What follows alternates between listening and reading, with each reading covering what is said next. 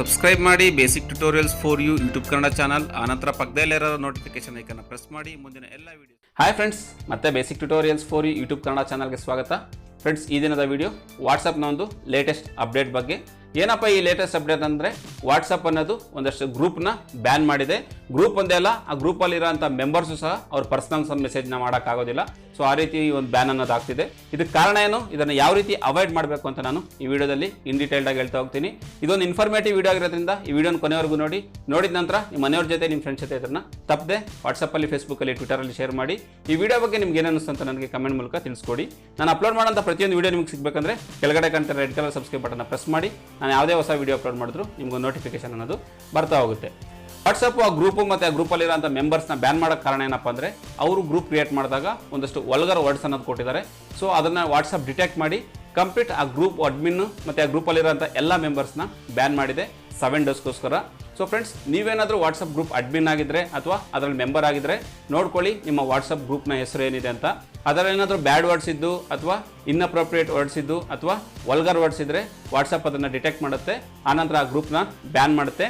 ಆ ಬ್ಯಾನ್ ಮಾಡಿದಾಗ only group admin ban ಆಗಲ್ಲ, ಆ ಗ್ರೂಪಲ್ಲಿ ಯಾರ್ಯಾರು ಇರ್ತಾರೆ ಅಷ್ಟು ಜನನು ಬ್ಯಾನ್ ಆಗ್ತಾರೆ. ಅವರು ಸಹ ಅವ್ರ ಪರ್ಸನಲಲ್ಲಿ ಯಾವುದೇ ರೀತಿ ವಾಟ್ಸಪ್ನ ಚಾಟ್ ಮಾಡೋಕ್ಕೆ ಆಗೋದಿಲ್ಲ. ಇದನ್ನು ಸ್ವಲ್ಪ ಕೇರ್ಫುಲ್ ಆಗಿ ನೋಡ್ಕೊಳ್ಳಿ, ನೀವಿರೋಂಥ ವಾಟ್ಸಪ್ ಗ್ರೂಪ್ನ ಹೆಸರು ಏನೇನಿದೆ ಅಂತ. ಈಗ ನಿಮ್ಮಲ್ಲಿ ಒಂದಷ್ಟು ಜನಕ್ಕೆ ಡೌಟ್ ಬರ್ಬೋದು, ನಿಮ್ಗೆ ಗೊತ್ತಿಲ್ಲದೇ ನಿಮ್ಮನ್ನು ಗ್ರೂಪಲ್ಲಿ ಕೆಲವರು ಆಡ್ ಮಾಡಿರ್ತಾರೆ ಅಂತ. ಸೊ ಇದಕ್ಕೊಂದು ಆಪ್ಷನ್ ಇದೆ. ನೀವು ನಿಮ್ಮ ವಾಟ್ಸಪ್ನ ಸೆಟ್ಟಿಂಗ್ಸ್ಗೆ ಹೋಗಿ ಅಲ್ಲಿ ಪ್ರೈವೇಸಿಗೆ ಹೋದಾಗ ಅಲ್ಲಿ ನಿಮಗೆ ಗ್ರೂಪ್ಸ್ ಅಂತ ಒಂದು ಆಪ್ಷನ್ ಕಾಣುತ್ತೆ. ಅಲ್ಲಿ ನೀವು ಯಾವ ಗ್ರೂಪಲ್ಲಿ ನೀವು ಆಡ್ ಆಗಬೇಕು, ಆಡ್ ಆಗಬಾರ್ದು ಅಂತ ನೀವೇ ಡಿಸೈಡ್ ಮಾಡ್ಬೋದಾಗುತ್ತೆ. ಒಂದು ವೇಳೆ ನೀವೇನಾದರೂ ನೋಬಡಿ ಅಂತ ಕೊಟ್ಟಿದ್ದಾದರೆ ನಿಮ್ಮನ್ನು ಯಾರು ನಿಮ್ಮ ಪರ್ಮಿಷನ್ ಕೇಳದೆ ಗ್ರೂಪ್ ಆಡ್ ಮಾಡೋಕ್ಕೆ ಬರಲ್ಲ. ಒಂದು ವೇಳೆ ಅವ್ರು ನಿಮ್ಮನ್ನು ಗ್ರೂಪ್ ಆಡ್ ಮಾಡಬೇಕಂದ್ರೆ ನಿಮ್ಗೆ ಅವ್ರು ಸೆಪ್ರೇಟಾಗಿ ಇನ್ವಿಟೇಷನ್ ಕಳಿಸ್ಬೇಕಾಗುತ್ತೆ. ನೀವು ಅಲ್ಲಿ ಚೆಕ್ ಮಾಡ್ಕೋಬೋದಾಗುತ್ತೆ, ನೀವು ಆ ಗ್ರೂಪಿಗೆ ಜಾಯಿನ್ ಆಗಬೇಕಾ ಅಥವಾ ಜಾಯಿನ್ ಆಗಬಾರ್ದು ಅಂತ. ಸೊ ಅದನ್ನು ನೋಡ್ಕೊಂಡ ನಂತರ ನೀವು ಆ ಗ್ರೂಪ್ಗೆ ಜಾಯಿನ್ ಆಗೋದು ಅಥವಾ ಆಗಬಾರ್ದು ಅಂತ ನೀವು ಡಿಸೈಡ್ ಮಾಡ್ಬೋದಾಗುತ್ತೆ. ಬೆಟರು ನೀವು ಈ ಆಪ್ಷನ್ನ ಆನ್ ಮಾಡಿ ಇಟ್ಕೊಂಡಿದ್ದಾದರೆ ಯಾರಂದ್ರೆ ಅವರೇ ನಿಮ್ಮನ್ನು ಗ್ರೂಪಲ್ಲಿ ಆಡ್ ಮಾಡೋಕ್ಕೆ ಬರೋದಿಲ್ಲ. ಸೊ ಫ್ರೆಂಡ್ಸ್, ಮತ್ತೊಮ್ಮೆ ನಾನು ಹೇಳ್ತಿದ್ದೀನಿ, ನೀವೇನಾದರೂ ಗ್ರೂಪ್ ಅಡ್ಮಿನ್ ಆಗಿದ್ದರೆ ಆ ಗ್ರೂಪ್ನ ಹೆಸರು ಏನಿದೆ ಅಂತ ಇನ್ನೊಂದ್ಸರಿ ಕ್ಲಾರಿಫೈ ಮಾಡ್ಕೊಳ್ಳಿ. ಒಂದು ವೇಳೆ ಏನಾದರೂ ಆ ವರ್ಡು ವಾಟ್ಸಪ್ನ ಪಾಲಿಸಿ ಅಂಡರ್ ಬಂದಿಲ್ಲ ಅಂದರೆ ನಿಮ್ಮ ಒಂದು ವಾಟ್ಸಪ್ ಗ್ರೂಪ್ ಅನ್ನೋದು ಬ್ಯಾನ್ ಆಗುತ್ತೆ. ಸೊ ಫ್ರೆಂಡ್ಸ್, ಇದು ಇಷ್ಟ ಆಗಿತ್ತು ವಾಟ್ಸಪ್ನ ಒಂದು ಲೇಟೆಸ್ಟ್ ನ್ಯೂಸ್ ಬಗ್ಗೆ.